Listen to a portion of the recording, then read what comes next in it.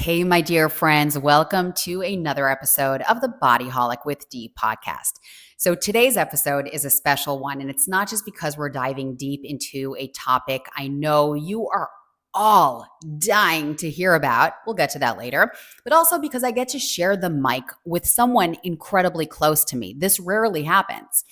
So Rotem Lahav is joining us on today's show. And Rotem is not just a dear friend of mine. She's actually also my business partner in our incredibly awesome Israeli Hebrew podcast. So we've been cooking up some amazing things together for a while. And honestly, this episode was born out of this simple moment. I was looking at Rotem just the other day, and it hit me, who better to bring on to tackle the number one question I get from listeners and from clients, a question that so deeply involves nutrition. It's the question that's constantly flooding my DMs, the question that is whispered in fitness classes where people just come, here's what it is. This is it. Hey D, how do I get my six pack? So Rotem, a registered clinical dietitian, is taking time off to be with us today from her busy schedule in her clinic in Tel Aviv, where she helps busy people and professional athletes and anyone who wants to improve their health or anybody who wants to change their body composition. She's taking time off and she's just joining me to tackle this. We're going to break down the science, the myths, and we're also going to give practical steps that you need to take to actually make highly informed decisions regarding these coveted abs of yours. All right. So get ready because Rotem and I are about to drop some serious knowledge bombs. So let's get into it. Welcome to Bodyholic with D. No fads, just facts. I'm D, and I'm here to help you ditch the noise and build a life you love. Let's go. Oh, but wait, I'm not a doctor, so use your common sense. Now let's dive in. I want to know what your take is on the six-pack abs. I can imagine, because as a personal trainer, so many people come up to me and they're like, my goal is the six-pack ab look. And so as my nutritionist friend, colleague, I actually really want to know what you think or how you approach that. Okay. Is this person a female person or male? It's everyone. Everyone. Okay, my answer. Do you get that, or is it more in my sphere, in the fitness sphere? Actually, the people I meet here in my clinic usually would not come with this kind of purpose because they see me online, they see what I talk about, they see what I think. Okay. So probably their goals would be to lose weight, but not specifically to get this six-pack because what I think about getting six-pack. Perfect.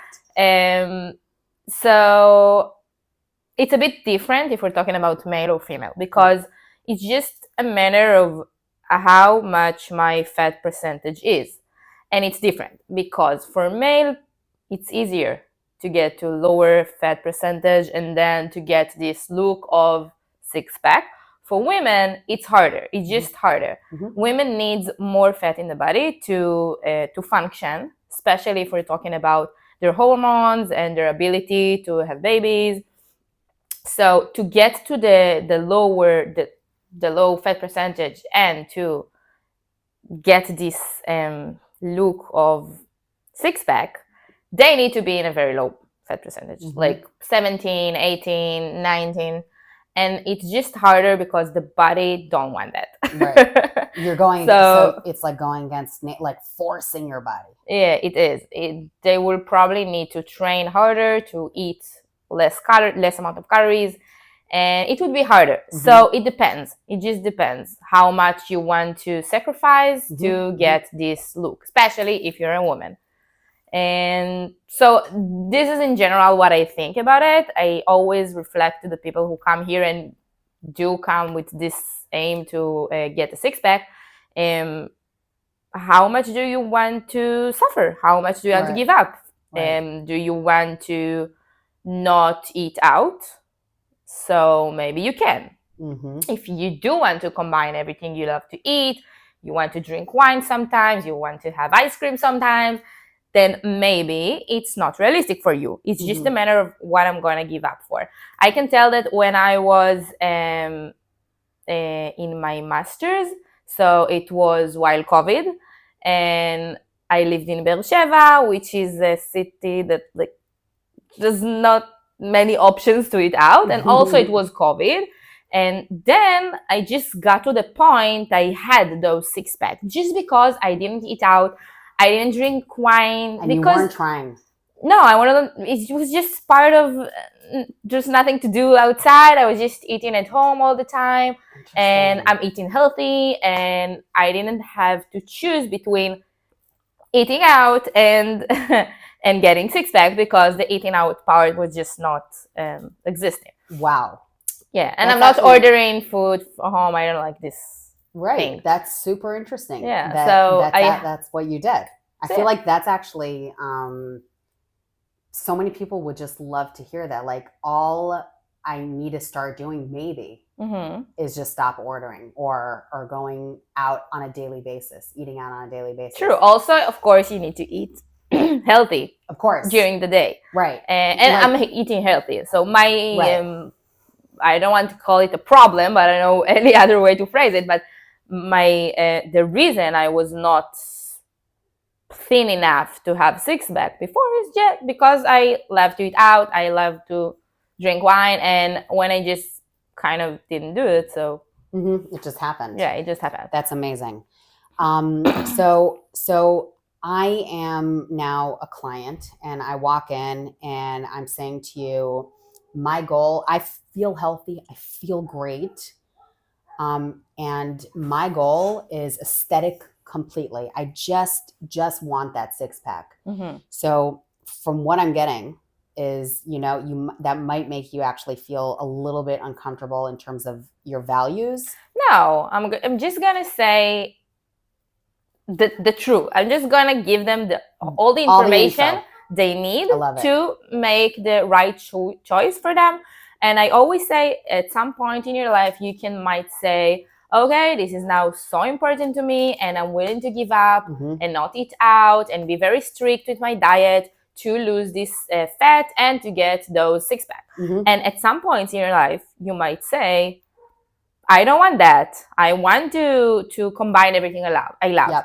And I can be healthy in both ways. 3 kilograms or 5 kilograms more probably will not make you not healthy. It's just going to take your 6-pack. So you can always choose. And both options are okay. For me, because I'm trying to make the people healthy. If you want to be more thin because of aesthetic reason, it's yours to choose. Right. And okay, I love your approach. I think it's super professional, and which is also why we're here, because I love your approach and I think you're super professional. But I also, I know this is super general and you would need so much very specific individual information, but is there like an outline that you would give your client, a basic outline for how to get the 6-pack? Or is it so individual that you actually can't? The big outline, I can say some rules about it. Of course, how to implement that in each person's life is going to be different. But we know about 3 things we need to do. The first thing, to lose weight and to get a 6-pack, because usually is a matter of fat percentage, more of muscle mass. So most people would just need to lose weight because the fat just covers the muscles. So the first thing is to be in calorie deficit. Then, the way to get the calorie deficit gonna be different for each person. So this is the first thing. That's super important. I just want to really emphasize it, that so if me and my friend come to Rotem and she says calorie deficit, the next step is going to be super different for me versus my friend. So it's not just calorie deficit. It's very, very individual. It's very individual. And I can tell you about people who come here. For example, I can think now of someone who was very thin. She was very thin when she came here. but her nutrition was very bad. She ate only sweets and she ate very bad. So she was thin, but her nutrition was bad. Then when we just changed some stuff and made it healthier, she lost more weight, even though she was thin beforehand. Then she ended up having six-pack very easily because her nutrition was not good before, even that she was So thin. was it more like did she literally lose kilos or? Yeah, she lost weight. She lost weight because she was just not a very hungry person. Okay. And then it was easy to her to just eat some snacks a day. And of course, those snacks, because it was in high calorie density, gave her a certain amount of calories, who kept her in this weight. And when we just change it to foods that are less calorie density, she just lost weight and she got a six-pack. Right. But for other people, it might be not we eat a lot of snacks. Maybe we eat too much. The amount of food we're eating is too big. Or some people would say, here in Tel Aviv especially, I drink a lot, I go out a lot, I like wine. Of course, when you drink wine, you get the calories without being full. So you can have more calories than for some people, it would just be just drink less alcohol. Yep. So yeah, the way to get this calorie deficit is different. So that's the first thing. The second thing is, of course, to consume more protein. Most people, I don't know if I need to say most people, because now it's more common to search for the protein and everything is Bamba Pro and Pasta Pro, everything. It's in fashion. It is. Yeah. But we do need to consume more protein in order to give our body what it needs to gain the muscle mass. And the third thing is, of course, to go to the gym, not to Pilates, not to yoga. To actually lift. To the gym. To actually lift. And women especially are not going enough to the gym and are not lifting weights. So that's a big part of it. That's something that you and I also discuss a lot in general. That's and anybody who follows me and is in the Bodyholic community, that's like, you've got to lift weights. You've got to lift weights. You've got to lift weights, and it's not even. I'm just going to throw in my fitness perspective that it's not a matter of how many crunches I do. Actually, it's how heavy you're lifting in order to stabilize your spine and your body. Your abs are working enough to get that six-pack look, in my opinion. So yes, you can get the definition with crunching as much as you want, but between planking and lifting weights, just the stabilization of your spine is actually really what it takes, combined with the nutrition. It is 100% combined with the nutrition. So we said calorie deficit, increasing protein, and finally lifting weights. And what is your take on, there's a big thing now in the States. I don't know how much it is in Israel or in Europe, but in the States, there's a huge fad that actually has been going on for years about cutting and bulking. And it also goes in line with the huge fad of competing, physique competitions, aesthetic competitions. So I hear about cutting and bulking all the time, and I want to know your take on that. Okay. So I am a sports dietitian, so I know about it. I know how to guide this method. But as you said, it's only serve us for aesthetic manner. And it's kind of not my thing. I just don't like it. I don't think it promotes our health. And this is why it's not a thing I'm asking people to do here or telling them like you should do it now. It's just a matter to get more muscle mass and then to still look lean after. So it works, of course. But do I think it's healthy to gain 10 kilograms or 8 kilograms or I don't know how much and then to be in very strict diet and calorie deficit after, is it promoting our health? The answer is no.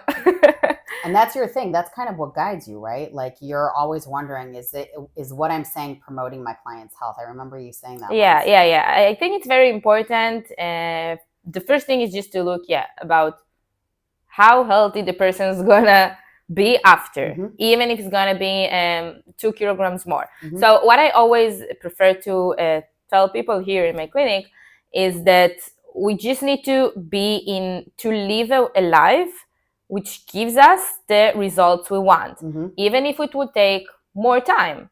Okay, it might take more time to gain the muscle mass and to still look lean if we're doing the things at the same time, like not trying to bulk and then cut. Just do the things at the same time. Eat more protein, go to the gym, be in a small calorie deficit. So you will probably get the result you want. It will just take more time. And if let's say I wanted to prep for the stage, so would you actually prefer that I'll do a competition in about a year or 6 months, and then we could actually just lean me out gradually and continue that physique? Or would you say we have no choice, we'd have to do the cut in bulk? And maybe would you say don't go on stage? Okay, so yeah, if you go on stage, so you're not doing what you do for health reasons, right? And absolutely, that's different. That's a bit different. It's 100% a sport.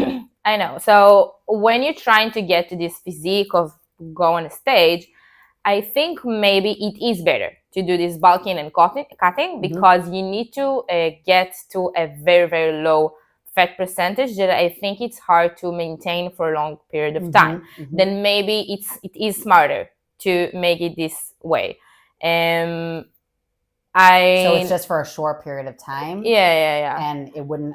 I think it would be just harder to decrease the amount of calorie you eat more and more and more as you go closer to the competition, because you'll be in a low amount of calories for a long period of time. Right, and but it's not a health reason you're doing this. Right. It's different. Right. It's purely physique, purely, it's, I've spoken to many competitors, physique competitors, and it's a very interesting sport because it is down to the muscle fiber. It is down to the muscle fiber. It's all about the symmetry between the sides and between like the different muscles of every joint. And it's super interesting when you hear them and the way they train and the way they eat. But yeah, I'm assuming that if you want to show like every single spindle, you have to eat. It's different. Little. Professional sport is not always healthy. I was a professional runner. Is it healthy to run, I don't know, more than 100 kilometers a week? I'm not sure. I probably would say no.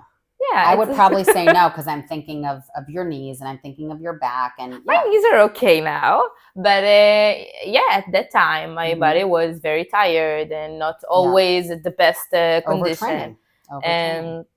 So, but my purpose was not to be healthier. So the same thing with going on a stage. But when we're talking to the general population and we want them to be healthy, of course we want them to look good as well. Yep. But the first aim always for a clinical dietitian is just to make people healthy. So this what guides us. Hopefully that's what guides. Yeah, most of us. Any given dietitian. Right, hopefully. Most of us. You and I actually know someone who what guides him is the six-pack.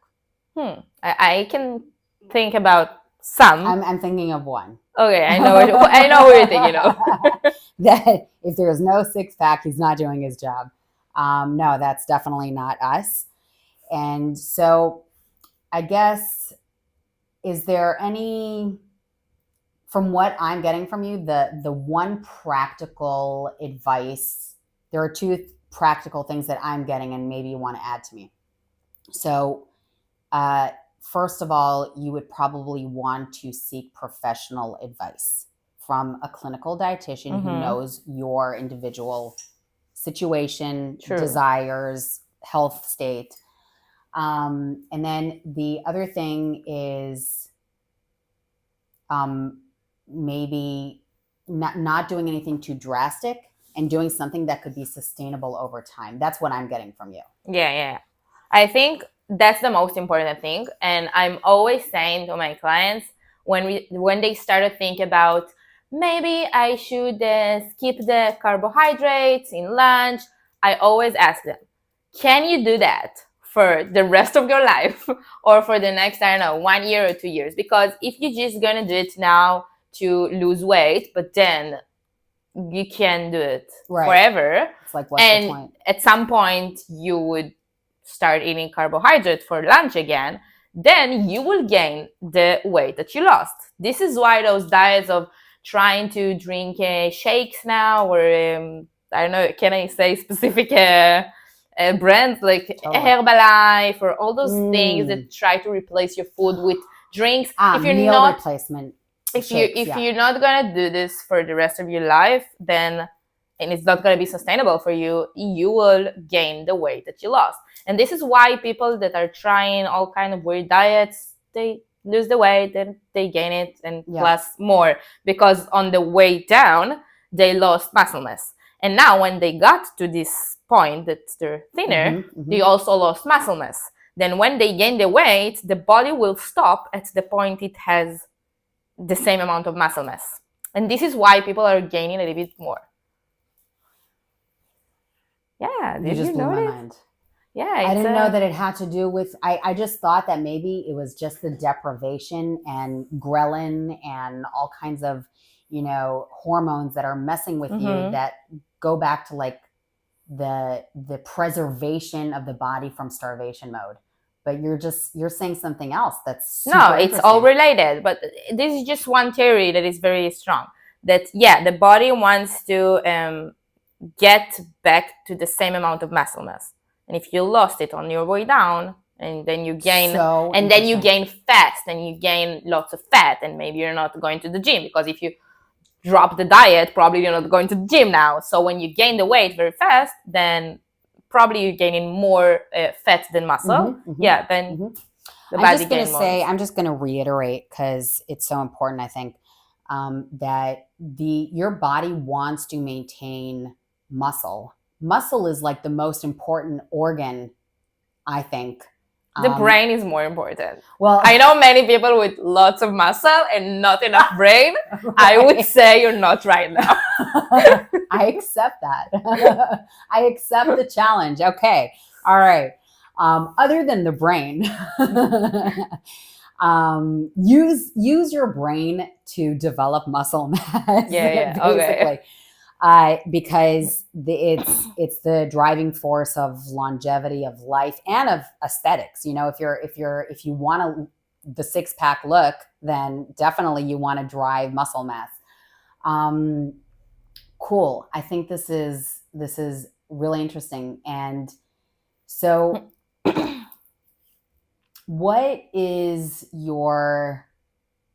I have to just say that there were so many things that you said up until now that I was like, oh, let's talk about. But then I was like, stay focused on the 6-pack. Stay focused on the 6-pack. But I could have gotten easily into the carbohydrate and the and so we're gonna have to keep that for another time so we can stay focused.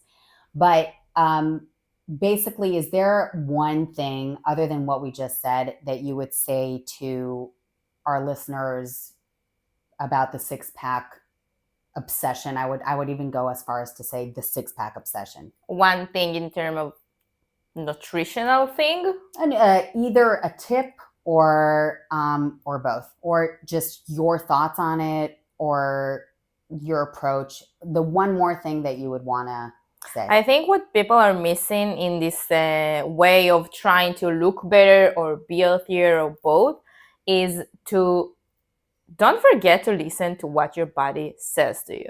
Because when we follow a menu or a strict diet and everything is written with how much do I need to eat, and I follow a strict thing, then lots of people miss the fact that maybe your body today is more or less hungry than it was yesterday. Mm-hmm. And people are getting to the point that they just lose the way to listen to your body. Just listen what your body needs. Mm-hmm.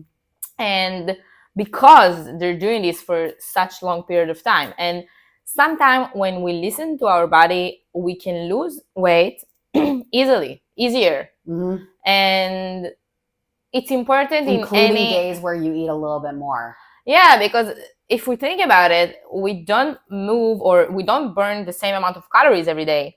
Why are we trying to eat the same amount of food every day? Even if we're trying to make the calorie deficit, if today I moved, I don't know, I burned 2,000 calories, and Mm-hmm. tomorrow I'm going to burn a little bit more because I know I'm just walking a little bit more on the street. Mm-hmm. Mm-hmm. Then maybe my body will be a bit more hungry, and I need to listen to that. Yep. So if we're losing touch with what our body needs, it's gonna come back to us after, when we're gaining the weight, and it's just gonna make a big mess.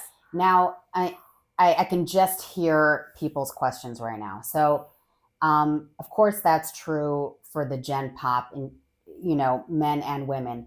But now, what happens when? Because a lot of women freak out. The things that I hear with people who come to the studio regarding day.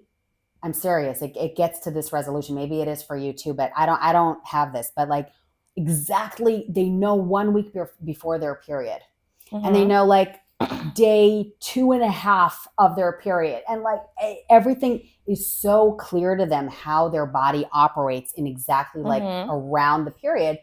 And so I'm curious to know, is what you just said also relevant to that? Like let's say someone gets really hungry 1 week before. Do you listen to that? Or of course you should listen to it. But I think that if you don't listen to it, then your body will still take what it needs. Okay.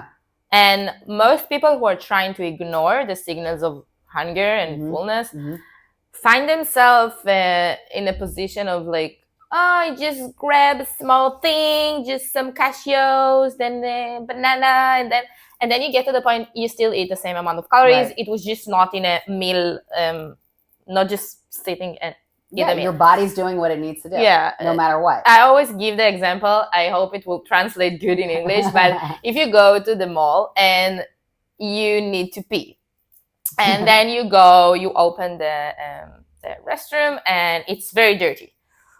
Then you really need to pee, and you have a way to go home, like 1 hour on your car. And then you think, and then if you really need to pee now, then probably you will go to the dirty restroom because you have a 1 hour ride home. But if you won't have this urgent need to go to the restroom, you can say, okay, I'll just wait 1 hour and go home. And it's similar to when we're very hungry. If we are very hungry, the body will do what it needs. We cannot resist it. We cannot resist the hunger we have, especially not if we're talking about long periods of time. Like if you want to make a specific diet for 1 month, okay, maybe you have the motivation and you can wait till you get home. but for long periods of time, the body will take what it needs. So this is why I forgot what you asked with my story. No, this is so great. I was talking about okay. Women. So yeah, when we're talking about the menstrual cycle, so women, they tend to be hungrier in the second phase, in the luteal phase. Yep. Yeah, so they will be more hungry, and this is why they should eat more, because anyway the body will take what it needs. Okay. So yeah, you can just choose to add 100, 200 calories, just another chicken breast or another yogurt, and then you feel calm and you be amazing. Okay. Yeah, and if you want this into your body, it will anyway take what it needs. And then women come and say, oh, I really want to eat sweets all the time, because you don't allow yourself to eat food because you feel like I had my lunch, I don't need to eat more, but you're not full enough. Yeah. And then you start to look for something sweet to eat, more small stuff that gives you the same amount of calories as if you would just add more, I don't know, 2 more spoons of rice. Interesting. So it is true that we would feel hungrier. Yeah, for sure. Hungrier. It's the second phase, the luteal phase, and we just need to, give the body what it needs. And then you just opened up another. So other than the 2 spoons of rice that you just said, you also said chicken breast and yogurt. And so I'm wondering, was that purposely, did you say like add more protein to these women in the luteal phase? If they don't eat enough protein, of course they should eat. And no, but we know that protein will make you more satiated. So yeah, of course. I was wondering if that has to do, if you said that specifically, because maybe it has to do with the luteal phase, and maybe it could promote their health more around the period. I may have made not that only around the period. In general. Always. Okay. Just in general. So it's for it's general population kind of advice. Yeah, it is. Amazing.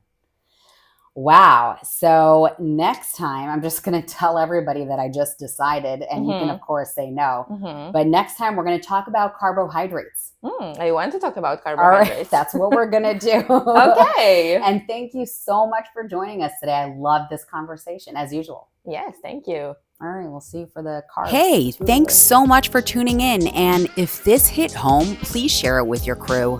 Likes, comments, shares. Show your loved ones you care. A Bodyholic production.